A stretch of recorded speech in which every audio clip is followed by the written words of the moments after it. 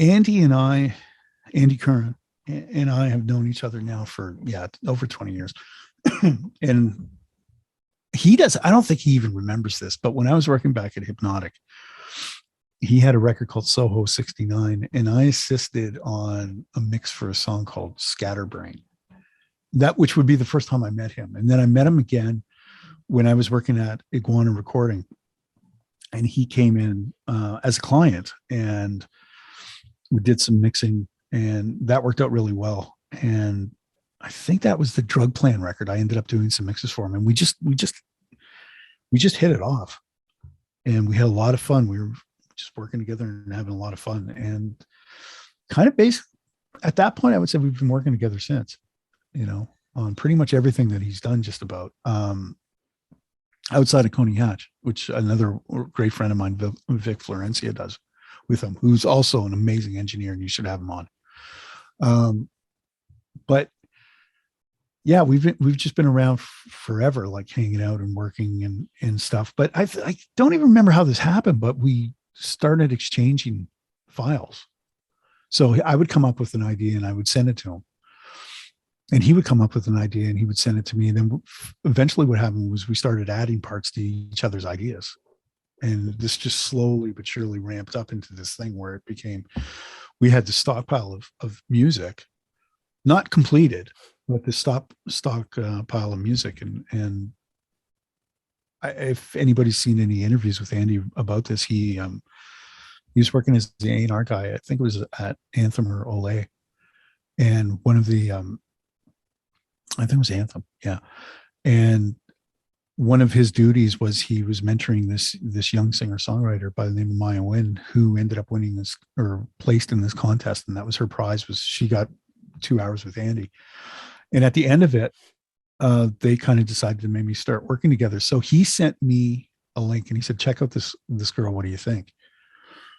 And I was like, wow, man, her voice is amazing. This is really, really cool. And he said, yeah, I'm thinking of sending her some music. What should I send her? And I said, why don't you send her everything? And so she gravitated to a song called Shadow, put some really loose, I don't want to say they were loose in terms of their idea, but just the way that she recorded them, put them down and then sent them back to us. And we were like, what is going on? At the same time, kind of unbeknownst to me, I think he had sent it also to Alex. And Alex was like, oh, wow, this is, she's special. And that's kind of where the whole thing sort of started.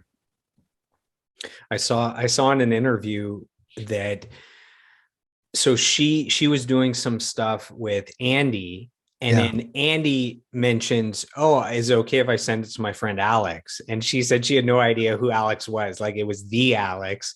And then afterwards she finds out it's Alex Lifeson from Rush. And she had no idea what Alex this was going to. Yeah. And it's funny too, because I've seen, because it's become, the Envy and None thing has become like this community. And I actually saw a photo of her mom way back in the day wearing a Rush t-shirt, like going to the concert. The mom planted the seed early. Yeah. Yeah. Like, this is something that had happened. So, I mean, she's not joking when she said like her parents were big fans. They were big fans. And,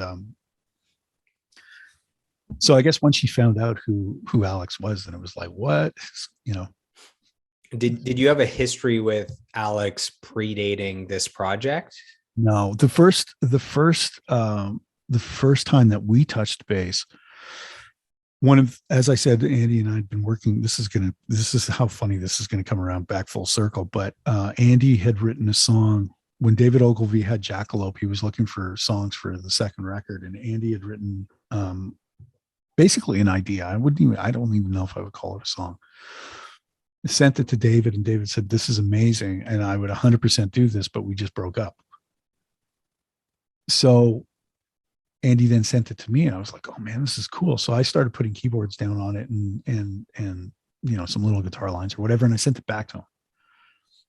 We had another vocalist come in and sing on it, with the idea of doing, maybe we can get this on Netflix. Maybe we can get this on, something. There was no grand scheme. There was no plan of any kind. How he got, I think he just sent it over to Alex and asked him if he'd be interested in playing on it. And the next thing I know, these guitars come in from Alex Lifeson. I was like, whoa, okay, well, I'll just mute all my guitars. And there we go. Okay, this is Yeah, where's the mute all? yeah. I just went, Okay. okay, we'll pull those out, and suddenly it was like, wait a minute, this is turning really cool. But that project didn't really happen. So, but we still had this great piece of music. So then it came around to Maya singing on it and whatnot. But yeah, that would have been my first time sort of having any kind of interaction with Alex. And then it's been ongoing since. And where did the decision come from that this was going to be a full album, that this was going to be a new band that we're launching versus, it's Maya's solo project? Or, how do you come to that decision? Well, Maya's already got a solo career, and she's doing quite well. She's her nature is to be sort of more in the world of Americana and folk music, and that's kind of what she does. Excuse me, and that's what she does really well. And this is not that. This is a completely opposite sort of like end of the spectrum for her, but it's also something that she's incredibly interested in doing. So, what happened was we started, as we were going through, we were like doing a song and then doing another song and then doing another song. We're all just having great fun and laughs doing it. And we got to a point where we were like, I think this stuff is actually okay. I think it's pretty good. And it got sent to some music supervisors. And immediately one came back and said, I want to put this in this show. And oh God, I'm going to get this wrong, but I think it's called Tiny Pretty Things on Netflix. And we all kind of like took a step back and went, oh, wait, maybe this is actually good. And a couple Zoom meetings followed at that point, and we were kind of like, well, what are we going to do with this? Like, this music's pretty cool. What are we going to do with it? And so that was about the time when we figured this was going to become a thing. And then we just continued to work on music from that point, and, got enough together.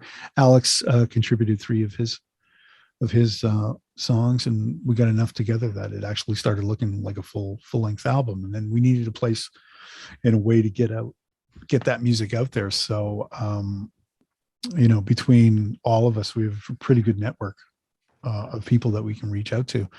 And I think it was Andy that spearheaded the connection with K-Scope in the UK. And what was it about K-Scope that made you go with them? I'm sure with the history of all the members in the band, I'm sure with how good the music is and the album is, you could probably pick wherever you wanted to go. Why K-Scope? They're based out of the UK, right? Yeah, well, they're a pretty substantial company, but it's like a small group of people that are really big music fans, and it just made a lot of sense for us in terms of what they do. Their focus is really interesting. They still believe in CDs and they still believe in vinyl, and I've heard rumor that maybe we're doing cassettes too. Maybe, I don't know. Oh wow. Which I thought that's really interesting. In 2022, we're going to come out in CD, vinyl, and cassette. That's nuts. I'm going to have to sell my car and go a few cars back to get my cassette player, to be authentic. I don't know. Yeah, we've got to get confirmation on that. I don't know if that's actually going to happen or not, but I thought, man, that's funny. Like, wow, what's old is new again. But they're really into, progressive music in the sense that none of their artists kind of fit into any real sort of like guidelines, and we don't really fit into any real guideline either. So we don't really fit into a box. So I think it just made sense for us, and it's a comfortable place for us to be. So it seems like the label isn't just trying to be, let's say, a metal label, that it's about the music. If it's a great album, it's a great band, then that's what we're going for. Yeah, right. That's certainly. And I think there's a certain type of music that they gravitate towards, that it's not just, cookie cutter kind of arrangements and things that are a little bit more challenging possibly to listen to. Now, having said that, it's funny that you mentioned that, because they have another label that is actually all full on metal, and like this kind of metal, so yeah. This kind of metal, that's like the universal, the sign language for metal. Yeah. I spent a little bit of time in that world, so I can speak with some authority, although it was a long time ago. And how would you describe? So let's say our listeners, they've been listening up to this point. This is actually the first that they hear of the new band. How would you describe the sound before they go over and buy the album or listen to it on Spotify? It's the toughest thing for a member to do, right? Is to try and describe your own sound. I've heard it described as ethereal, layered, textural, cinematic. These are very producer descriptions. This is how I have the exact same words described. Yeah. Yeah. And I think there's a certain amount of integrity with the music too, that,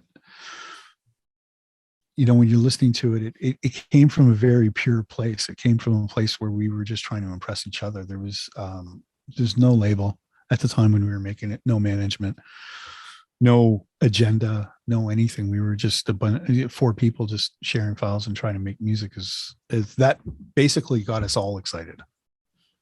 And so I think those are really good descriptives when it comes to what kind of music this is, but it's a very wide palette, because there's moments that touch on sort of like Europop, and there's moments that touch on like things that are pretty heavy. Enemy is a really good example of a song that kind of kicks you in the butt a little bit. But so does Dog's Life, and so does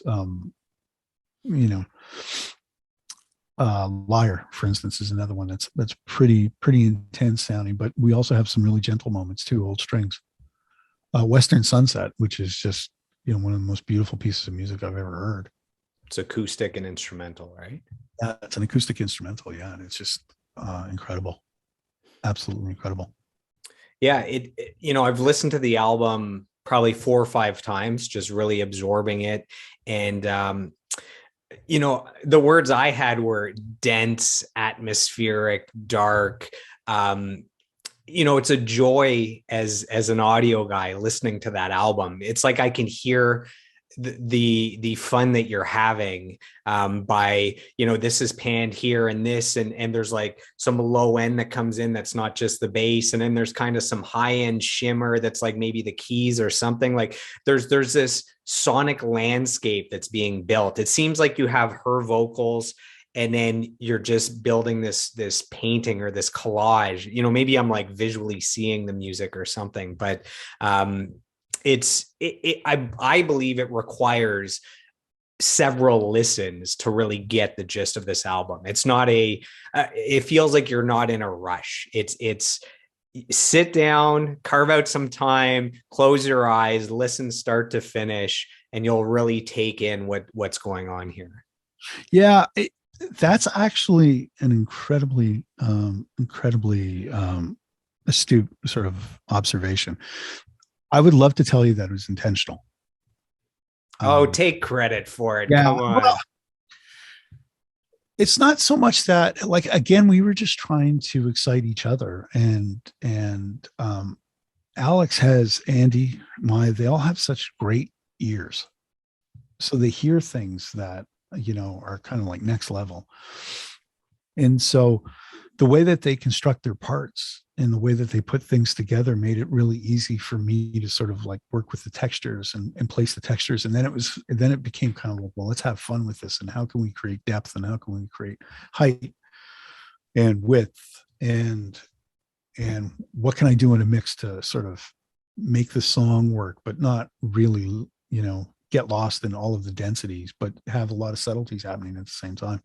So that became the real challenge with it. But it's interesting that you say that, because a lot of people have mentioned in interviews that I've seen with the others, and they're talking about how it's a headphone record. It's an old school headphone record, which is funny because I didn't mix it on headphones, and I don't know if Alex mixed his songs on headphones or not. I don't think he did, but I think we're both very conscious of this idea of having depth and width and size and all that sort of stuff. But yeah, you are right. It's not an immediate thing. And I don't think there was ever any intention to make it immediate. I think when music, for me at least anyway, I find it really satisfying when I hear a song for the third time and I go, oh my God, how good is this? You heard it the first time and you go, oh, and you hear it the second time and you go, oh, that's okay. And you hear it the third time and something just clicks and you go, oh my God, this is like the best thing I've ever heard. Those are the moments that I live for. And, hopefully maybe we can have provided some of that with this. I find actually that the more I listen to it, the more I like it. Yeah. So what I would say is, when you hear that, Alex Lifeson from Rush, like one of the greatest bands of all time, this is like his next project. You always wonder, what are these guys going to do next? And then it's this project. And myself and probably most people think, oh, it's going to sound like Rush, but with a female vocalist. And it doesn't sound anything like that. So I think the first listen is getting over the expectations and trying to grasp what this is and what they're going for. Get rid of what you think it could be or should be, and just absorb what it is. So I think it takes at least a second listen to now go in knowing what it is and appreciating it. And as you go, third listen, fourth listen is where the production things kick in. You really hear the harmonies. You're really absorbing the lyrics that are important. So that's my advice, is multiple listens. I guess a question would be, Rush has one of the most loyal, dedicated, rabid fan bases of all time. What would you say to the Rush fanboys that are going into this album looking for, Alex Lifeson, crazy guitar solos, Rush 2.0 with female vocals? What would you say to them going into the album? Any words? Yeah, there's a 40th anniversary reissue of Moving Pictures out right now, and I think that would definitely be something that you would want to look into. Look, I can't even begin to imagine what it was like to be in that band and to have gone through and achieved all the things that they've achieved, and had some of the other, like, the heartbreak things that have happened, and Rush's three guys, and that chapter has come to a close, sadly, for all of us, because I'm just as big a fan as anybody else. But this isn't that. It's just not that record, and it was never intended to be that record. And after 40 years, I think the man has earned the right to do whatever it is that he wants to do. And I would say to the people that are true fans, if you really know Alex's style, you'll hear him all over this record. There's probably more guitars on this record than there is on anything I've ever done. It's just that in a lot of cases, they don't really sound like guitars. They sound, they're going backwards, and they have modulation on them, and they have all kinds of delays on them, and things like that. So they don't sound like traditional guitar parts. And I think, if you're looking for, Tom Sawyer or Limelight, it's just not that record. And then, and to be honest with you, I'll say the same thing to the Coney Hatch fans and Andy Kern fans that have, Andy Kern fans are probably a little bit closer because Andy's been sort of evolving away from the Coney Hatch sound. But in terms of that, it's just not a basic rock record. And Maya doesn't sound anything like, somebody that you would put on a Rush record. She just doesn't sound like that. Thank God, because there is only one Rush.